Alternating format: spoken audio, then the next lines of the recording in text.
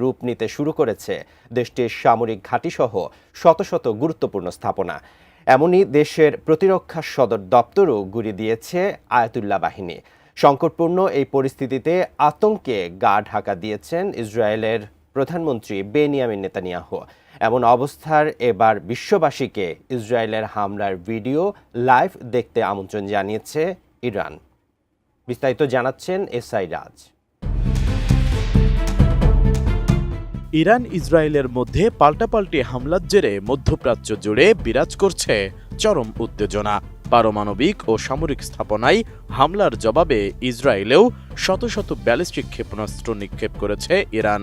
শুধু তাই নয়, নতুন করে আবারও তেহরানে হামলা শুরু করেছে তেল আবিব। এমন পরিস্থিতিতে হামলার জবাবে পাল্টা হামলার কঠোর হুঁশিয়ারি দিয়েছে ইরান। দেশটি এবার হামলার এই দৃশ্য সরাসরি দেখার জন্য বিশ্ববাসীকে আমন্ত্রণ জানিয়েছে। শনিবার ইরানের সশস্ত্র বাহিনী তাদের ফেসবুকে একটি পোস্টে এ ঘোষণা দিয়েছে। RICL TMX, যুগের পর যুগ স্থাপনা থাকে মজবুত। ইরানি গণমাধ্যমে প্রচারিত বার্তায় বলা হয়েছে, আগামী প্রতিক্রিয়াটি হবে আগের চেয়ে বেশি শক্তিশালী, বিস্তৃত ও দর্শনীয়। বিশ্বের সবাইকে আমরা আহ্বান জানাচ্ছি, ঘটনাটি সরাসরি দেখার জন্য প্রস্তুত থাকুন। এদিকে বিশ্লেষকদের মতে এই বার্তা কেবল ইসরায়েল নয়, বরং যুক্তরাষ্ট্র ও পশ্চিমা বিশ্বকেও লক্ষ্য করে পাঠানো হয়েছে।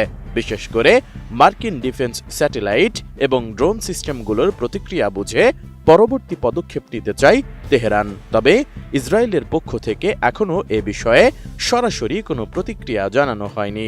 দেশটির প্রতিরক্ষা মন্ত্রণালয় উচ্চ সতর্কতা অবস্থা বজায় রাখার নির্দেশ দিয়েছে।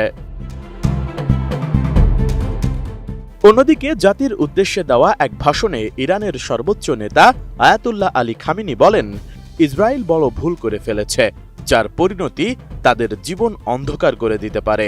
এ সময় কঠোর প্রতিশোধের বার্তা দিয়ে খামেনি আরও বলেন, ইরান এ হামলার জবাব হালকাভাবে দেবে না এবং কঠোর ব্যবস্থা গ্রহণ করবে। ওই ভাষণে আয়াতুল্লাহ আলী খামেনি আরও বলেন, আমরা তাদের প্রতি কোনো সহনশীলতা দেখাবো না। কঠোর পদক্ষেপ নেওয়া উচিত এবং তা নেওয়াই হবে। আমাদের ইসলামী প্রজাতন্ত্র ও আল্লাহর অনুগ্রহে ইহুদিবাদী সরকারকে আমরা পরাজিত করব ইনশাআল্লাহ। জাতীয় ঐক্যের বার্তা দিয়ে আয়াতুল্লাহ আলী খামেনি বলেন, পুরো ইরানি জাতি এবং সশস্ত্র বাহিনী এই প্রতিশোধে একত্রতা গ্রহণ করবে। আমরা সমগ্র জাতি সশস্ত্র বাহিনীর পেছনে রয়েছে।